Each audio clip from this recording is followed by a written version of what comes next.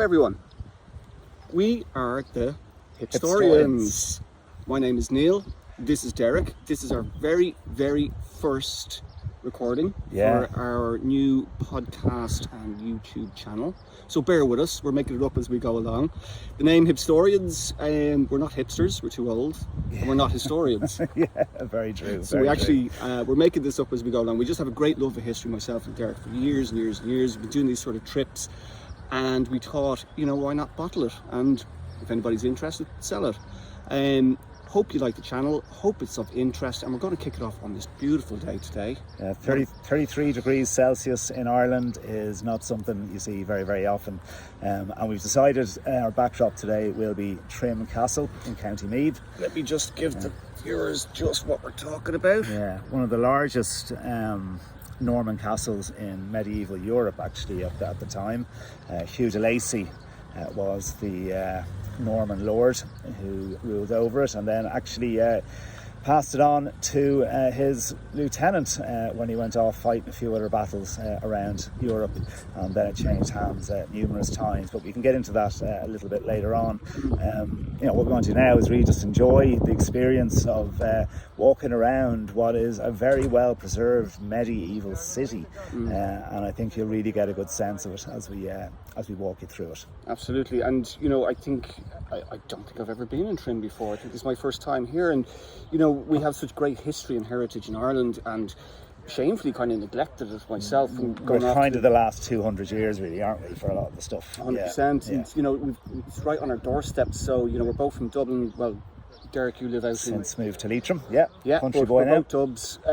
So we're going to start, kind of exploring our own backyard and mixing it in, hopefully, with a few trips abroad as well, where we've been to before, some World War I, World War II battlefields. But what a great place to kick it off here today. I don't think I've been in Trim before. There's obviously a lot of history here. It's a heritage town, and it's beautiful, isn't it? It's really, and like you said, coming into the town, you see the castle dominating the surrounding areas. So obviously that's why castles exist. We have a river here as well, so it's very strategically placed. So we're going to learn about it as we go along and talk about it a little bit more, as Derek said. So enjoy. Let's go.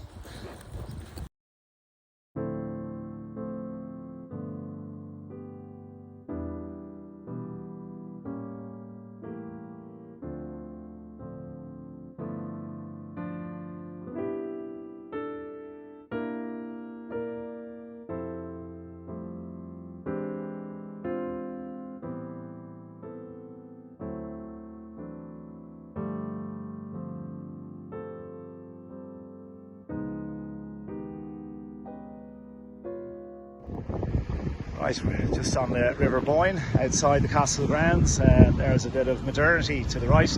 Nice little colourful terrace, row of terraced houses. Yeah, this is actually just getting nicer and nicer. The castle is just there behind us, a few hundred metres away.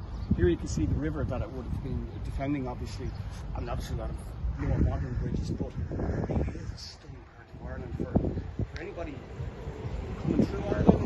I'm sure it's on the tourist track, but it's well worth a visit, isn't it? Definitely. Itself. We just touched the surface of it here. Outside of the history aspects for our new channel, it's just a really pleasant town. Yeah. It's a nice place to hang out. Got the right day for it too. We did. Slightly grey on a grey day, mind you, but we'll fit a few of those. Yeah. You see the likeness? Yeah. Wild Scotsman. So just explain to viewers why this is obviously an image from the famous Mel Gibson movie Braveheart, which I loved. It's apparently you don't want to learn your history from it because it's riddled with all sorts of inaccuracies. They didn't have war paint like this, but it's a great movie. It's very entertaining. So obviously Trim has made the most of its association with Braveheart. Merchandise. We've got Trim Has Freedom Again. And Braveheart coffees or something, is it? I'm not sure what Trim has freedom from. Okay. Loads of tourists, I don't know. There's a QR code there, I'm sure we could... scan for tickets, okay. So basically, Derek, do you know the connection with the Braveheart movie and this castle? I don't, and there was no connection as such, other than the fact that it was a location that represented a castle, obviously, in the movie. But as far as any historical connection, no, there's none. There's none whatsoever. Okay. Entrance to Trim Castle. It's an impressive gatekeep, you call it? Yeah, yeah. That's An entranceway up to it. entranceway up to it. The gates would have been guarded, and you'd have to declare your business while bringing in goods and stuff to trade. Obviously, you can see where it would have been very well defended with murder holes, I think. Yeah, that's right. Yeah, yeah. Pour boiling oil down on top of any unwanted visitors. I was just reading back there, Derek, on one of the information boards, made a good point that inside the castle you could sense the security what the family would have enjoyed, for want of a better word, the Lancey family. Yeah, De Lacy, yeah. De Lacy, because, you know, obviously all this outside area would have been very hostile to them. And the sense of security that would have manifested inside here. However, the flip side that was pointed out was you could also imagine the intimidation that the townspeople outside would have felt looking at this every single day. It would have dominated their lives. It was like a power structure literally right in the middle of their community. 100%. Let everybody know around here who's the boss. And it was a lucky few that got to stay inside. Off in the distance, the Barbican Gate. Another piece of neat engineering to keep unwanted out. And also an important trade entrance, I do believe. But Neil will probably educate us on all that now once we get over to the information provided by the Office of Public Works very kindly. The Barbican Gate, Neil, what can you tell us about that? The Barbican Gate, I presume I'm pronouncing it properly. So again, this is the Barbican Gate here, and this is what it would have looked like. So it's like an outer defence network. With two keeps, it looks like, yeah, and then palisades on the wooden palisades going on there. Yep. Yeah. We can see some guys approaching here. What the information board is telling us is that it kept great control over who could enter the castle. So it's like a series of outer defences before you get even close to the castle itself. And obviously under times of siege, it would push out the defences further out. So the siege weapons would be the first line of defence, if you like, before they got anywhere close to here. We were able to damage the castle here in the background, a few hundred metres back. So effectively, yeah, it's its own standing structure. Would have had its own garrison of soldiers on duty at any one time. And this is where this would have been one of the main entrances to the castle, through this gate here. And you can see, even though there's some damage, you can clearly see, look at all these series of gates all the way down to what would have been the moat outside. Yeah, that's the modern world. I remember from being here before, there's some very cool things. We can actually get up the steps.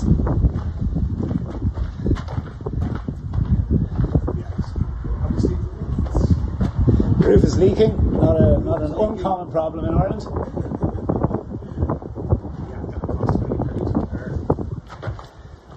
Right, that's it. I think we can get up stairs here. No. Oh, damn them. But you can see some of the fortifications here.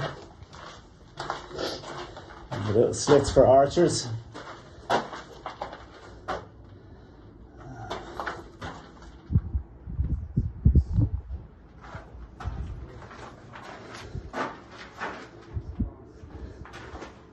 So they're V-shaped, which allows for room for possibly two archers to get in there and shoot consecutively.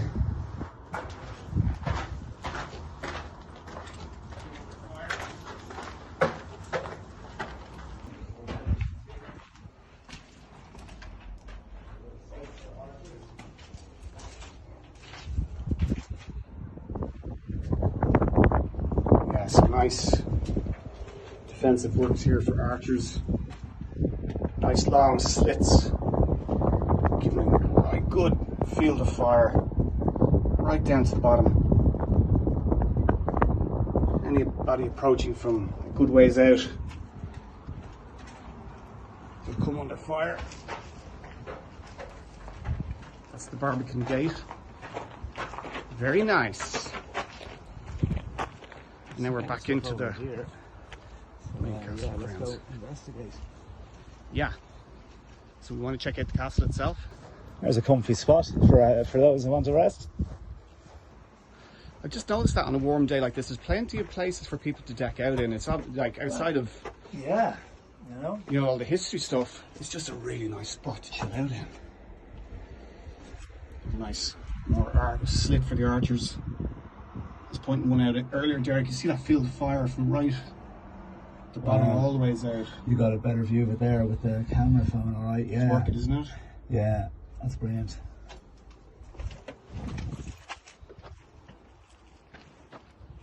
So you would have guys up on these walls, manning them.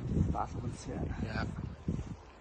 I often think I'd like to be a soldier back in the medieval times, but then you're aware of just how tough a life it was. Yeah. You certainly, when it came to battle injuries and wounds, would not have been. It wouldn't have been a clean. You'd be lucky if it was a clean blow to finish you off.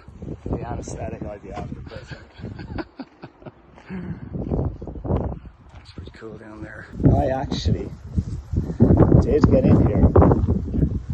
Yeah, I can just say nothing. And not that way though. That's a bit hard. But let's go down over the fence here.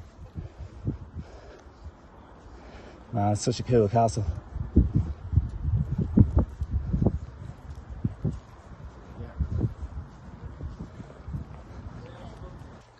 Like we said already, so well preserved. Such good shape. Okay, so. And for your info. I'll put this camera away. Okay, there goes one of the Hipstorians going where no Hipstorian has been before. Ah, it's the other one, sure. The Hipstorian has bottled it. Yeah, that's too big a drop. Okay. This is it, viewers. This is what we do. Taking you off the beaten track. Going places where you're not allowed to go. Oh yeah, how does it actually get? Here, this way. Make it easy.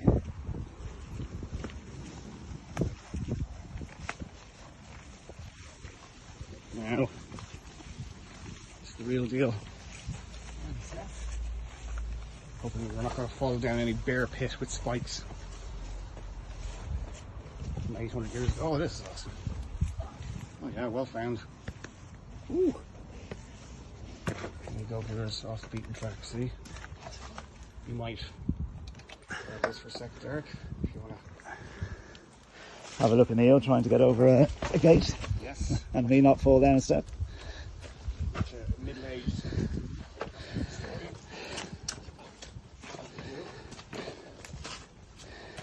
Oh. Okay, I'll pass it back to you. Really getting down into literally getting down into the weeds now. There's another part we have to go to as well. I thought we could get around that way, but we can't. So where are we, Derek? What is this? This is another corner, and this is obviously more archer emplacements here in guards where they've got two, they've probably put maybe 4 archers up in that one, in that seat there, and again the same over here. So obviously a heavily defended part, and obviously you've got more people up the top that could defend as well.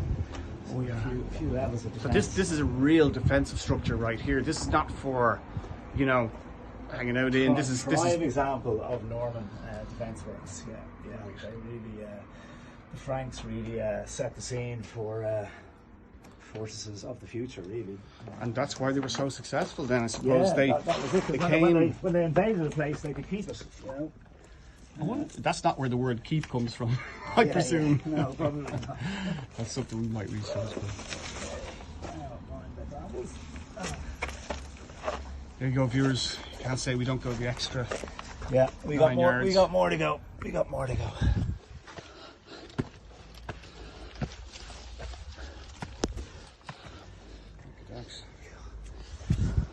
Don't forget your water.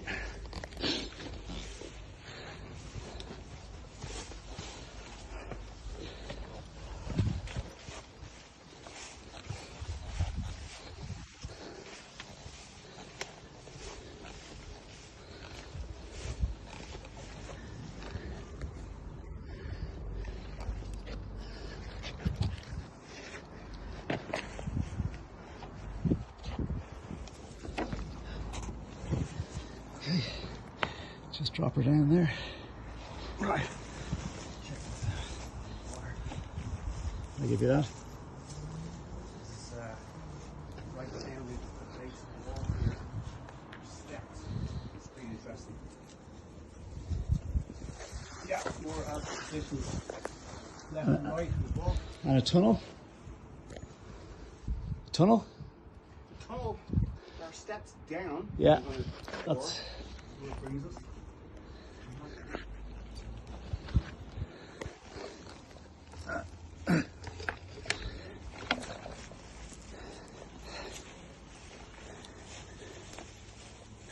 Whoa. Funky steps. Yeah. Cantilever. There you go. They're very trendy. 800 years later. Yeah. Okay. You can see through the slit here the kind of line of sight you had for defenders, maybe 50, or attackers 50 yards out. Easily taking them out. Clearly. Now, I think this goes beyond. In fact, it does. Do you wanna, Yeah. do you want to go down? Yeah.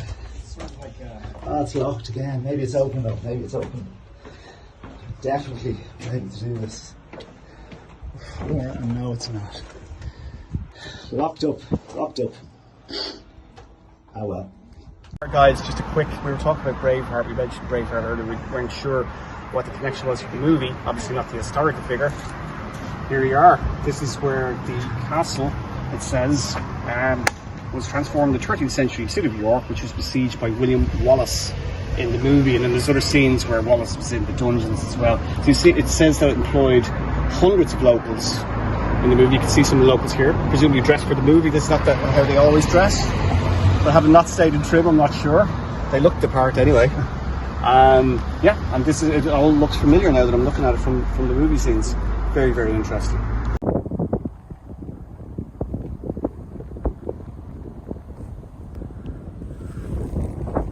What a nice view to round off what is our first ever Hipstorians podcast.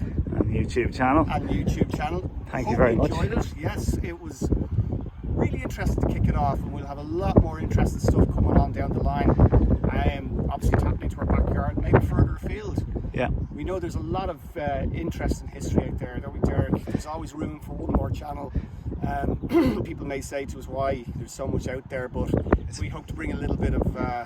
It's important. It's just important, and we want to bring it a bit lighthearted. Yeah. Make it fun. Into it, make it fun. So hope you enjoyed it, guys. Goodbye. Yeah. Thanks for being patient. From Trim.